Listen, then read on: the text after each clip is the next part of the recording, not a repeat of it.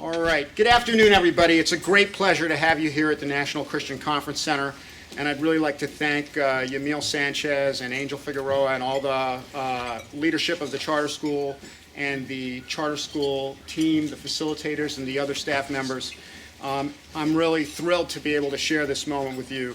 The introduction of my new book. It's called Genership 1.0, Beyond Leadership Towards Liberating the Creative Soul.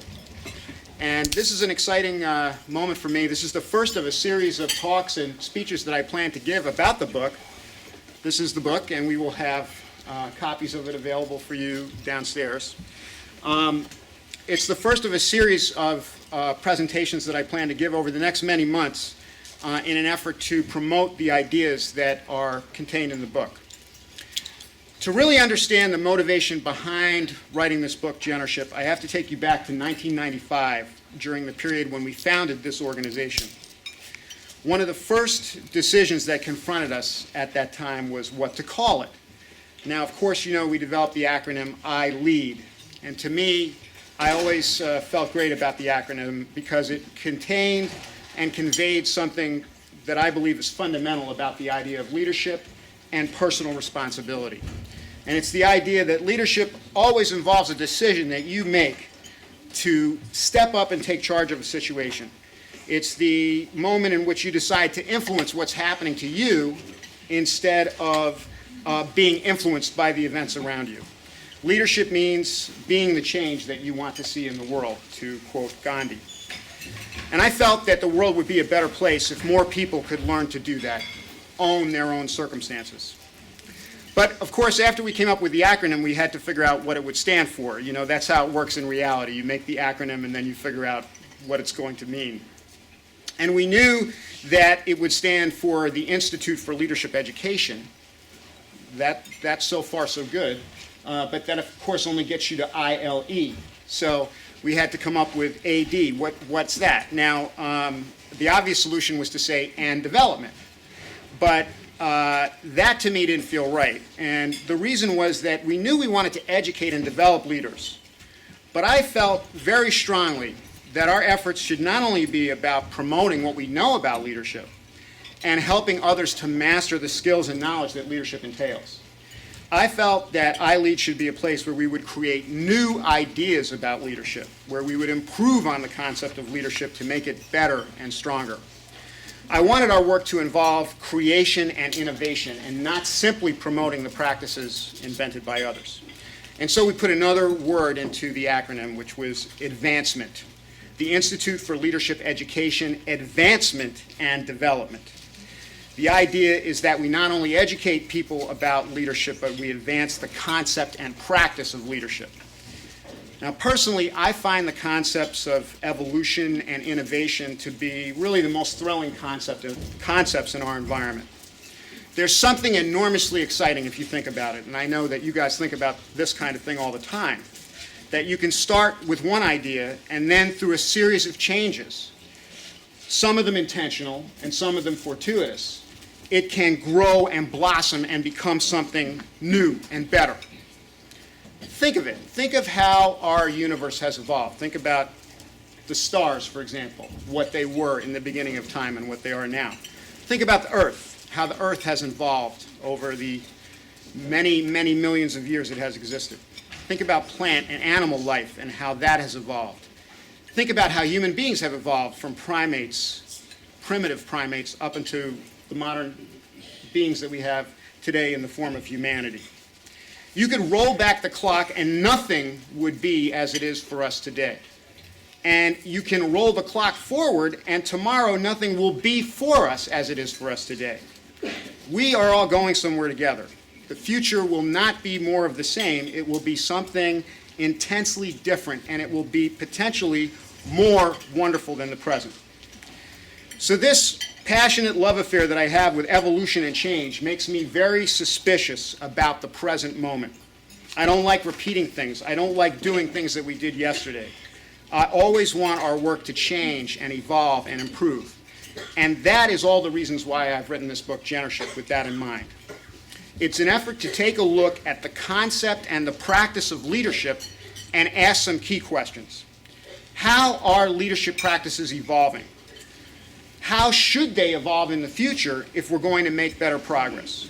What can we do as individuals and organizations to nurture and develop this process of improvement? Does the idea of leadership itself have some constraints and limitations that we should think about transcending? That's what the book is about. I'd like to talk to you for a few minutes about some of the core concepts that are in the book. And I really hope that this afternoon you'll consider purchasing a copy from us for the grand total of $10, all of which goes to support our work. It's a very good bargain. The book's over 300 pages long. You could read a chapter a month and you'll have something to divert your attention for the rest of the year. And even if the only thing you come away with is that the board chairman of this organization is a little nuts. So the book really has two major parts. The first part is a serious criticism of traditional leadership practices. And what I do in the first part of the book is introduce what I call three fallacies of traditional leadership practice. The first is what I call the Messiah fallacy, and that is the idea that a group's success depends upon the success of one extraordinary individual who serves as a Messiah figure. Now, in my experience, groups that suffer under this fallacy often waste a lot of precious time and resources. They obsess about the performance of their leadership, about whether the person that they have at the helm is the right person, whether they're doing the best things, whether they're making the organization go in the right direction. And this obsession creates both paralysis and helplessness within the group.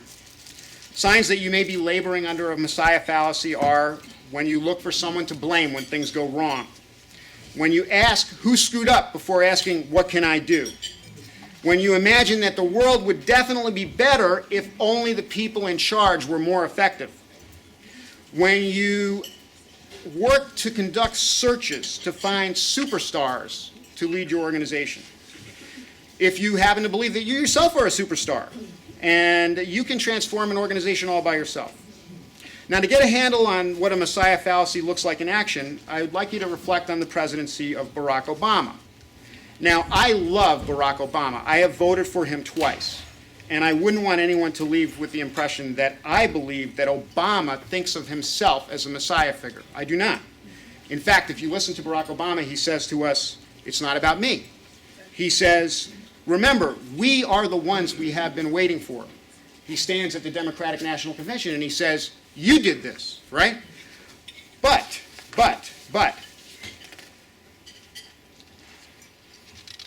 the Messiah fallacy is something that groups project onto their leaders. It's something that is done to leaders as much as leaders do to groups.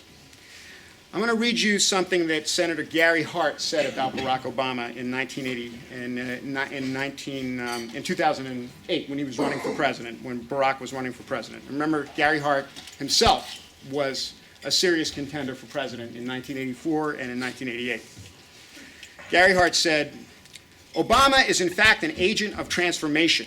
He is not operating on the same plane as ordinary politicians. His instincts for the moments and the times are orders of magnitude more powerful than the experience claimed by others. Experience in the old ways is now irrelevant. In an age of great transformation, experience of the past is worthless because it is a barrier to the breakthrough gesture, the instant response in a crisis, the instinctive, bold decision in the face of new circumstances. Some see Obama as the long-awaited champion finally come to slay the dragon of race. They are right. Some see him as a new start for the Democratic Party and national politics. They are right. Some see him as the walking embodiment of internationalism, ready to restore an honorable and respected place for America in the world. And they are right. I see Barack Obama as the leader of this transcendent movement, the agent of transformation in an age of revolution, as a figure uniquely qualified to open the door to the 21st century and convert every great threat into a great opportunity. That's what Gary Hart said. Now let me read you a comment by an executive coach, Eve Constantine.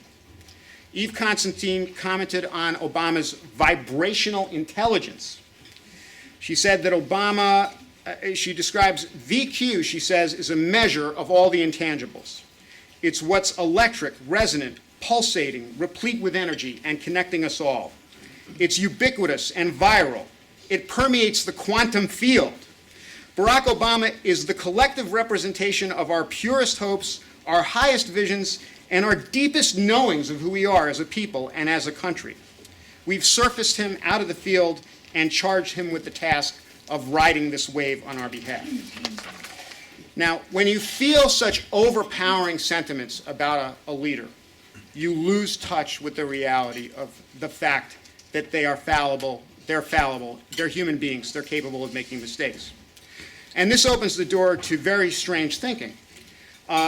And I want you to reflect on the fundamental case that was made against Barack Obama in the presidential election in 2012. This is what it sounded like. Obama, you were supposed to be a god, but you didn't fix everything. I still don't have a job. I still can't pay my mortgage. Barack, that's your fault.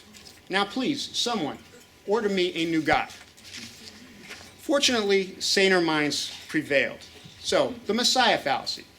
The second fallacy I call the hero fallacy, and that is the idea that takes hold of a group when there is no messianic leader present, or where that leader fails. Groups suffering from this fallacy hope that a Messiah will emerge from among a contest of warring heroes. Groups believe that the process of combat among the heroes somehow imbues a successful contestant with messianic powers. Again, groups suffering under the weight of such a fallacy often tend to ignore the abilities of their members and to not allow them to engage in productive work while they are waiting for a Messiah to emerge. Signs that you may be suffering from the hero fallacy include the following. The idea that people are going to be fundamentally transformed by a challenge that they face. That at the end of this challenge, they'll suddenly acquire magical powers. The idea that when you have a competition, the person who wins was destined for greatness.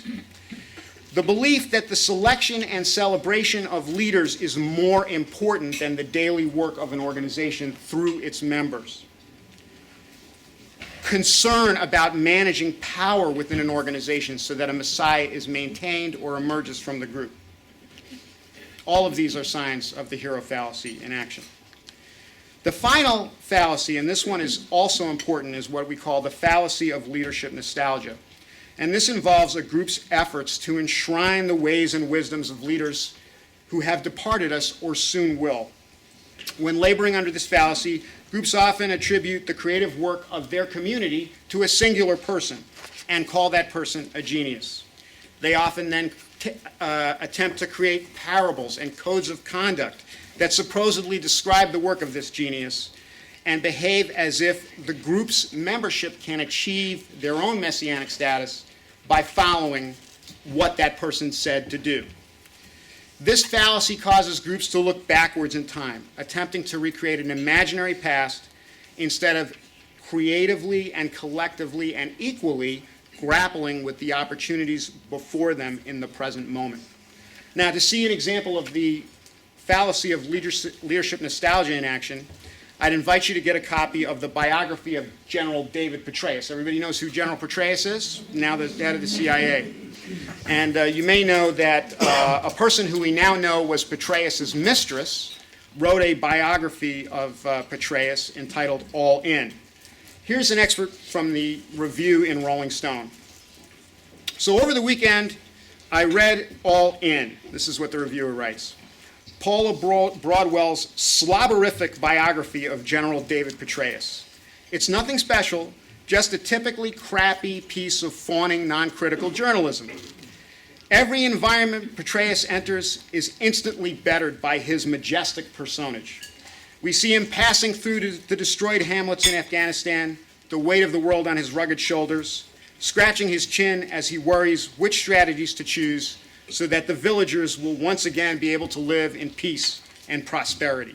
We see him giving great speeches, working past midnight until aides tear him away from his desk, and stoically receiving compliments from graceful colleagues, such as this: Secretary Gates, Petraeus, you have stepped forward as the indispensable scholar and soldier of the era.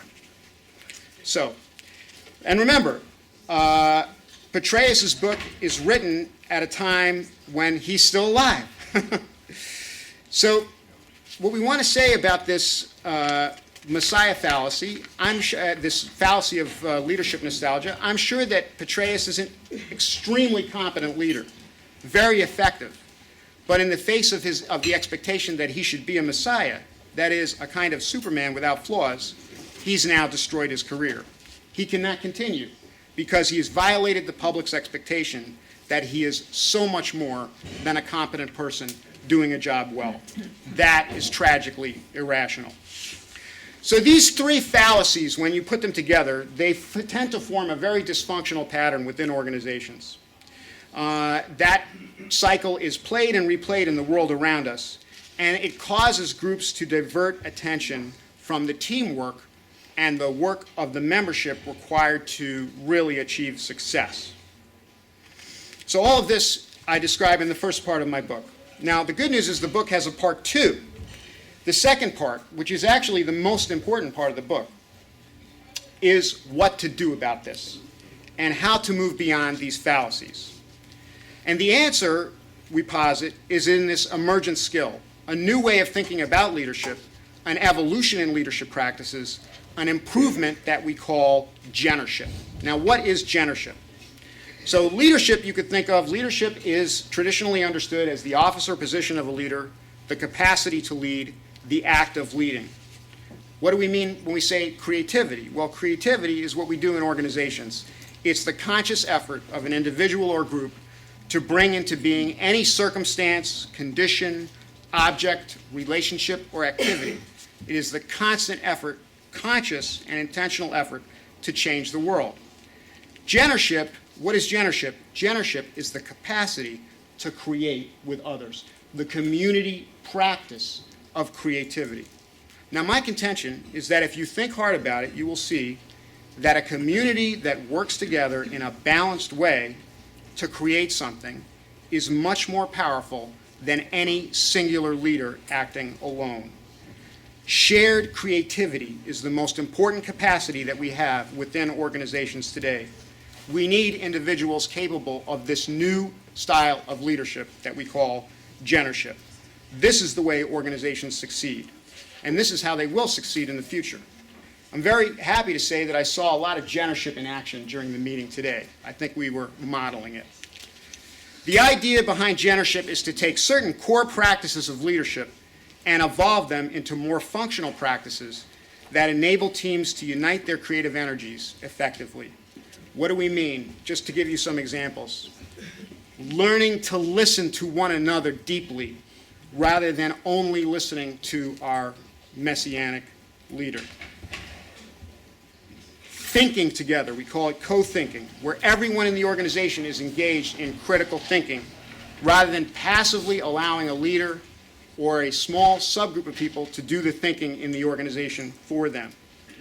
Visioning, co-visioning, meaning everyone is engaged in the action of joining together and imagining the future that we are trying to create, and not having a small group only engaged in directing that vision. The development of effective team creativity, where everyone is engaged in the collective creative process, rather than having that process managed by a small subgroup. And finally, the development of an open, democratic, creative culture, rather than the creation of an autocratic, hierarchical culture, which we sometimes associate with this dysfunctional messianic leadership.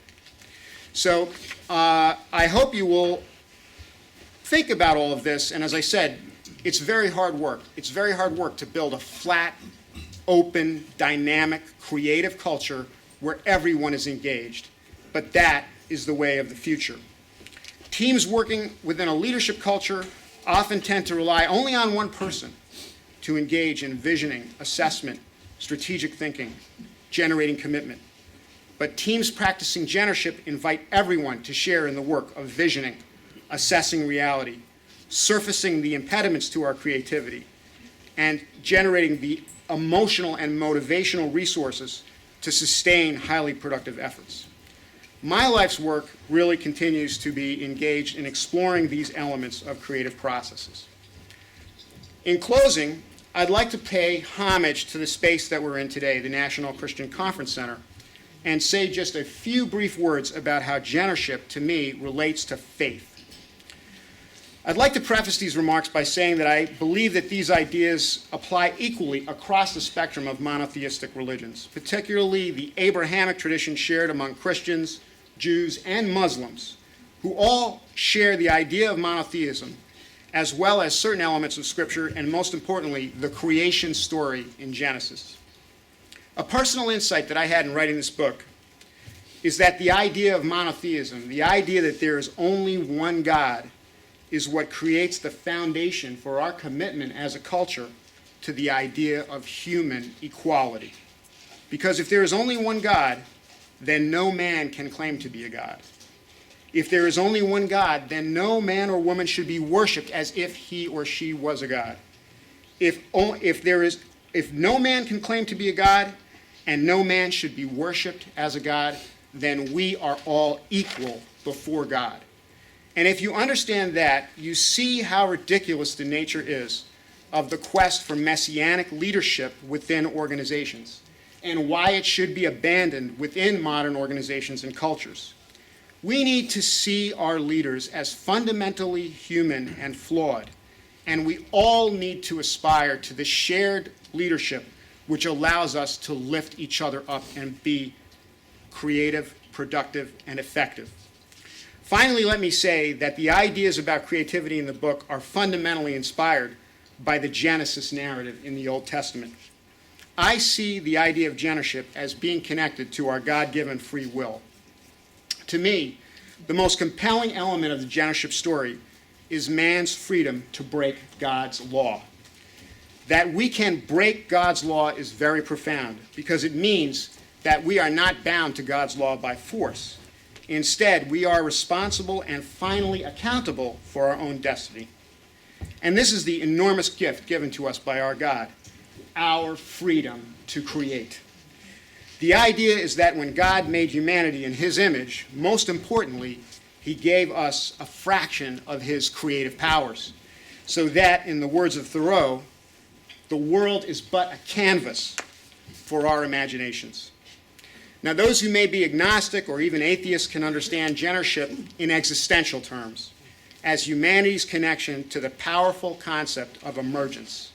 And that is the idea that highly ordered systems are capable of transcending deterministic, reductive theories. Human beings and their communities are more than the sum of their parts.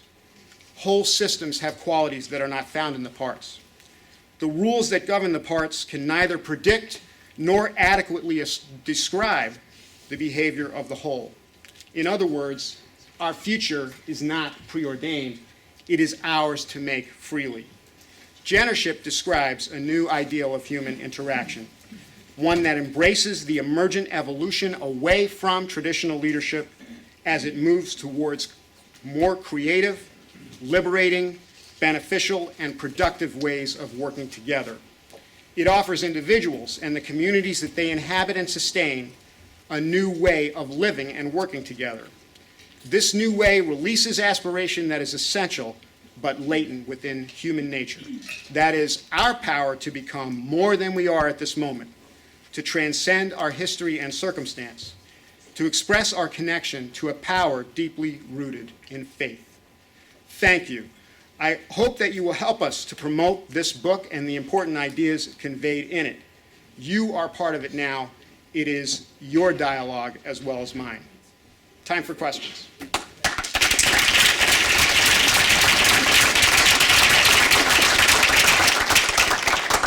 Anybody? How long? Yeah. How long did it take you to write this book? Great question. 3 years. 3 years, yes, of nights and weekends and very, like, a lot like I would imagine, because I've only witnessed it, giving birth. Yes, yeah. You mentioned giving birth, and you mentioned there will be other books. Yeah. Is this the birth of the idea and the next books will be the growth and the how-tos and the process of it? Yeah, I really see this as being a re-articulation of things that we've been working on for more than a decade at iLead.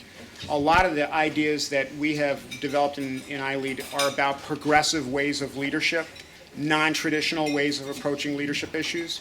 And so really what, in some ways, this represents an effort to own the idea that we're doing something that maybe is a little different from traditional leadership and putting it out there as such. And I think it relates to human creativity and the ability of people to come together to make things like what we're doing in ILCS, and the kind of humble and reflective leadership that brings people together, invites their input, challenges them, to reach into their own souls and bring out the creativity that they have within.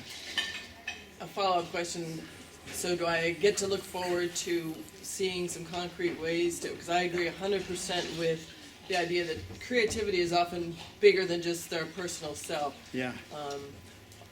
The word discernment comes to my mind. Yes. Is this something we may be able to see in the future as well? Yes. Well, the book has a series of chapters in which I really talk through what I'm going to call genership practices, which are ways of putting these ideas into practice. And among them, I tried to mention some of them, but it's difficult to summarize a 300-page book in 15 minutes. But the idea of thinking together, critical. We saw some of that going on today. Listening deeply to one another. These are things that are very easy to say but very hard to do, and which organizations really rise and fall on their ability to do this. Visioning together, bringing everyone together so that it's not just one person's vision, but it's a vision shaped and honed by the entire community. We have a whole chapter about managing emotional energy, which is essential to working hard over a long period of time. So there's meditation about that. And, we know it's the first instance, so we know it's going to evolve as we have dialogue about it. And we call it, the title is Genership 1.0, which means that there will be a 2.0 and a 3.0, in the future. Yeah. David, first of all, congratulations. I'm excited in hearing you summarize portions of it.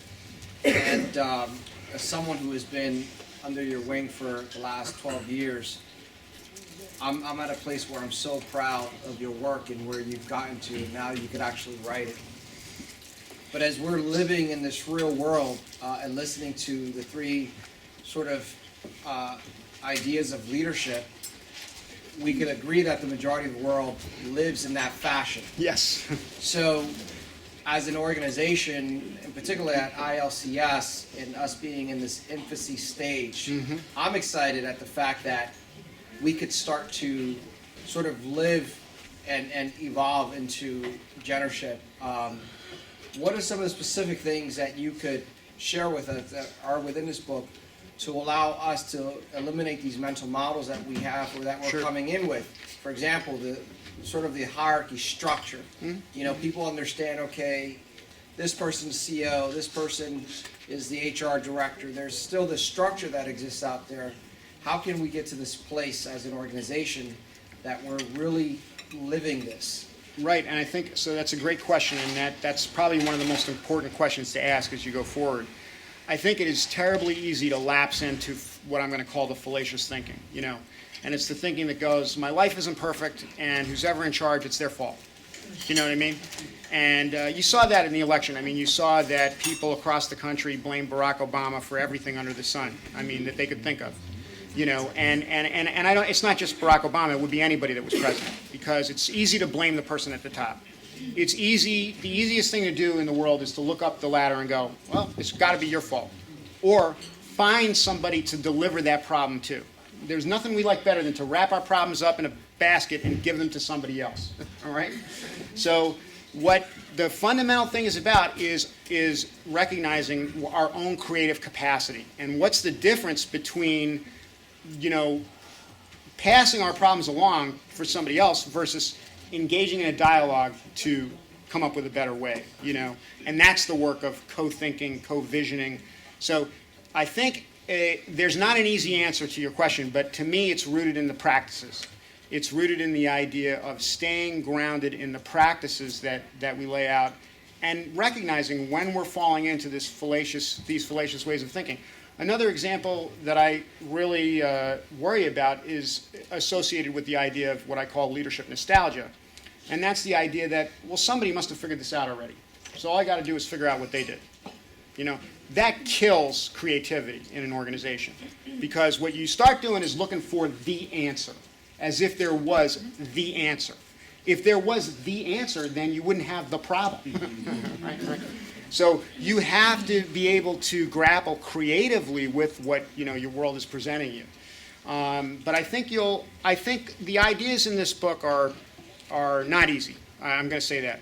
You really have to spend some time thinking about it. If you think about it, you'll see examples of this kind of thinking all over the place. You'll see messianic and heroic thinking. You will also find yourself, one day you'll wake up and you go, man, I'm trying to be the hero.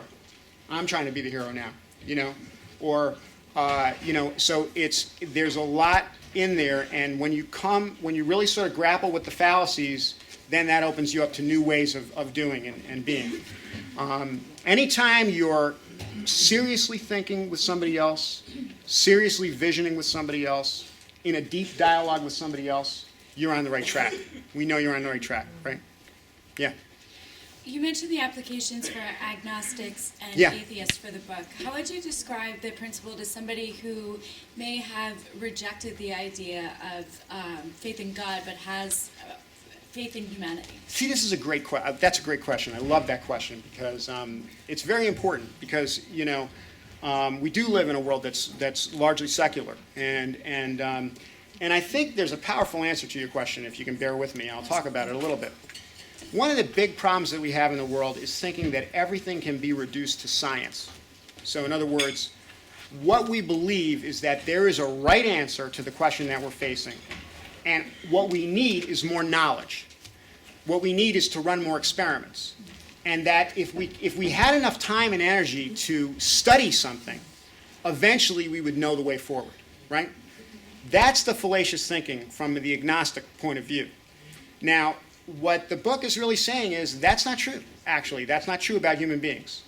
Human beings are free. They are able to determine the world in which they live in. And so, in some sense, our entire human community is operating outside the realm of science.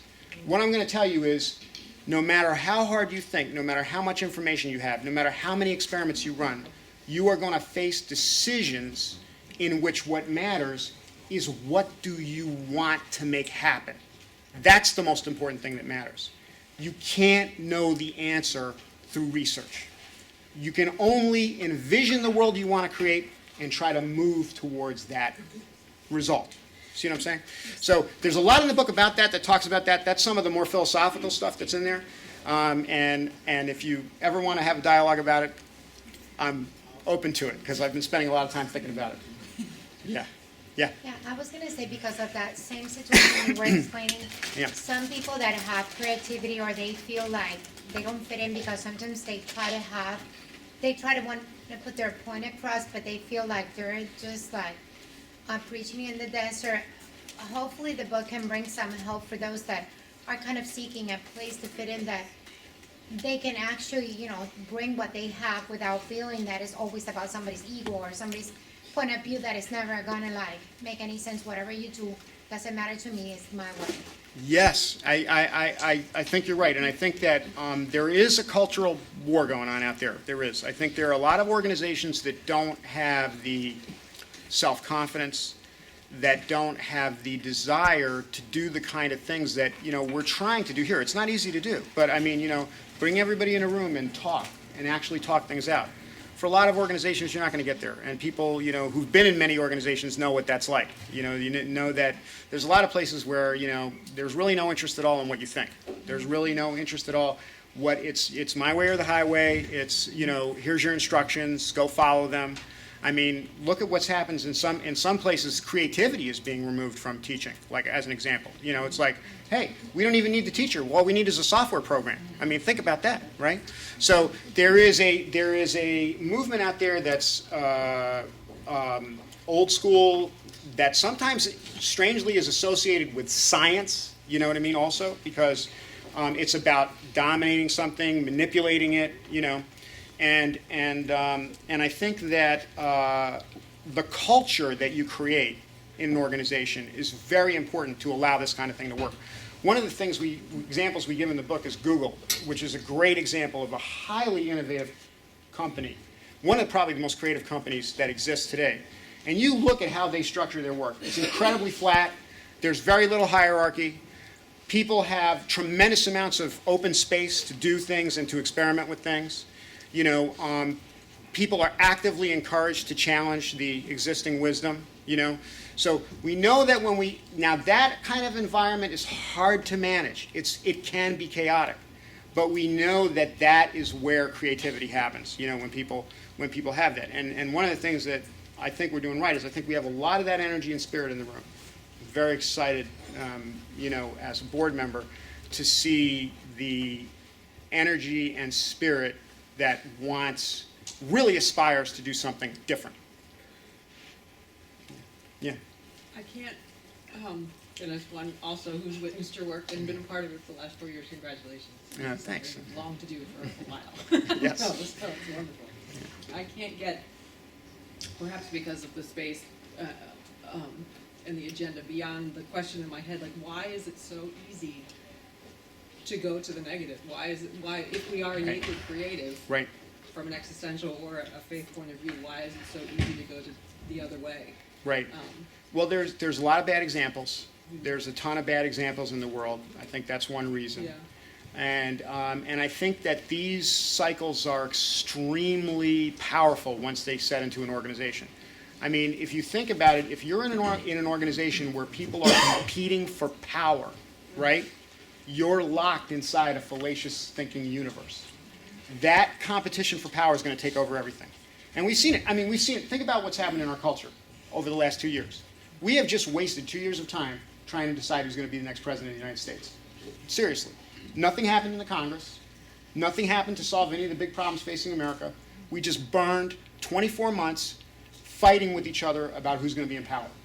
Now, you could take that whole thing that happened at the macro economy and you could shrink it down. It happens inside organizations. The struggle for power in organizations is very dysfunctional. One of the things that I say in the book is that actually most organizations are sustained by the people who don't engage in that struggle for power, but who try to do the work of the organization, the creativity that actually keeps the organization alive. So in many places what you see is you see like a process with two levels. There's a political power structure going on across the top, and then there's people at the bottom or in the middle who are trying to do the work of the organization. You know what I mean? And what you do in a healthy culture, what we do is we try to get as little of that fallacy-driven stuff happening and more of that creative stuff. And it's really, I'm not going to tell you, I'm sure that even within Google there are political power struggles. I'm sure there are. We can't eradicate this from our society. We can't. But what we can address is the balance, you know. And that's what I invite you to look at, is to look at the balance and then to say, how can I be part of this new way of doing it? You know, how can I encourage the new way of doing it? And it's a challenge for all of our leaders to do that too. Because it's so easy to go there. It's so easy as a leader to go there, I can tell you. It's very tempting as a leader to say, well, I'm in charge, so I'm going to make the rules, right? You know, my way or the highway, that's the way it is, right? That's a big temptation. So systems don't support this kind of work. Yeah? What advice would you give someone if they're coming into a position of power, of leadership, and they're fearful of the responsibilities, they're fearful of what can happen? What, you know, how can they go about embracing the new? So it's really two words: opportunity cost. Okay, opportunity cost. Because what you don't see when you're locked in the old school is what you're missing. You know what I mean? You don't see what you're missing in terms of productivity, what you're missing in terms of fun. You don't see what you're missing in terms of actually moving on your mission. You know. So you imagine, if you want to see like top-down culture versus open creative culture, look at Microsoft versus Google. That would be, I think, a good example, actually. You know, imagine what Google would be without Gmail, without Google Docs, without you know, Google Talk, without just about all of their main groundbreaking products have come out of what they call 20% release time, which is their own employees just playing around and coming up with ideas. If you took them out of the culture, Google would not be what it is today. So, and then you see companies that have a top-down, where the leadership thinks they have all the answers, where they're trying to copy what someone else did, those organizations are being left behind, And I think it's equally true in the social sector. I mean, what we know is that we're grappling with problems that no one has figured out. If they were figured out, we wouldn't have them. I mean, they wouldn't be all over the place, right? So that's an opportunity. That's an opportunity for us to innovate and do something, that nobody else has done before. One of the things I hate, expressions I hate the most is the expression best practices. People go, well, best practices. What is a best practice? It's just a practice that somebody else said was good. Well, who was that person? What was it based on? Do you know what I'm saying? I trust more what people who are actually engaged in doing something tells me work, right, than somebody else who's picking up something and saying, oh, this is a best practice. I would rather see us do innovative things to try to really make progress on the problems that we're facing. That's the opportunity zone. And the other thing is it's a hell of a lot more fun. Do you like having fun at work? Right? So if you can, when you open your space up to this kind of thing, you have more fun too. So you don't want to miss the opportunity of making progress. You don't want to miss the opportunity of having fun. I believe that work should be a place where not only do you enjoy yourself, but you think it's extremely energizing. And if you don't feel that way about your job, then you got two options. One is get a different job, or number two is change the job so that it can be that. We all have that option of changing our environment so that it is what we want it to be, And that's, I think, where the conversation was going today. Really healthy conversation to try to say, well, how do we make this what we want it to be? Yeah. Anybody else? David? Yeah. Given the success of Google, why is there such resistance in traditional organizations? Wouldn't they want to emulate high profit margins, happy stockholders, happy employees? Why is there such resistance given the success that people can directly point to? I think it's two things. I think one is, again, that these beliefs operate like systems. So once they get into the culture, it's very hard to get them out of the culture. It's very hard. So I think part of it is organizational culture is so hard to change because it's so systemic. So even though you might know that there's another way to do this, it's very hard to just grow that other way because it gets embedded in people's views of everything. And I think the other thing is that it does require different skills. It requires a whole different set of skills. When you totally control a situation, you don't have to be good at having conversations with people. You don't have to listen very hard. You don't have to have the patience to sort of think through a problem. You just issue orders, right? So in many cases, that ease, is deceptive. You've got to really work on those skills in order to be able to. Being Google sounds easy, but it's actually extremely difficult because it requires that really intense skill set that we talk about, I think, in the book. And when you go into organizations, what are the first steps? How do you talk to a leader who has an ego, who doesn't want to give up what he perceives as his right, his gift, his power? What are some of the first steps that you take to actually get beyond this culture of ego-driven fallacy? Well, this is another thing that I think is really true, in that culture can be changed from the inside out, and it's sort of the whole Gandhi thing, be the change you want to see in the world, the power of just practicing, and that's one of the things I think is cool about the book, because the book doesn't actually tell you to go out and change the whole world or that you have to change the whole world. If we could only make progress by changing the whole world, we'd be in a lot of trouble, right? So what we have to do is, it's like Arthur Ashe, start where you are, use what you have, do what you can, right? So it's this idea of that may not be able to tip the whole system, but if we start as individuals within our span of influence, and then we build out from that, it's shocking what you can tip. And the proof of that, I think, is I Lead itself. I mean, iLead started as a crazy small thing, and now it's really, done. We've touched thousands of leaders across Pennsylvania, and, I believe through this work, the ability to touch, many others. So if you just get up in the morning, you stop worrying about the whole system, and you just go, what can I do? What can I do? What can I do today? That is very hopeful. It makes you feel good. It's fun. And it actually is incredibly strong. It's incredibly strong action to take. Thank you so much. It was a real pleasure.